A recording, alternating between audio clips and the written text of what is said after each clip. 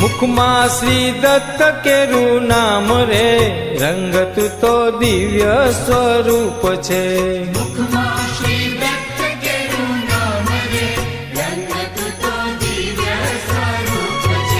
ડગલે ને પગલે હું તો સ્મરું ગુરુદેવને,